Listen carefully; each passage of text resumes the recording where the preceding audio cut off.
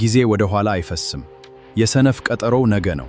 ጊዜን ማባከን ሕይወትን ማባከን ነው። ጊዜ ገንዘብ ነው። ጊዜ ታላቅ አስተማሪ ነው። አስተዋይ ሰው ከስህተቱ ይማራል። ከማውራት ማዳመጥ ይበልጣል። ብልህ ሰው ነገን ያስባል። የሚያቅ ሰው አይጮህም። የተማረ ሰው መንገድ ይፈጥራል።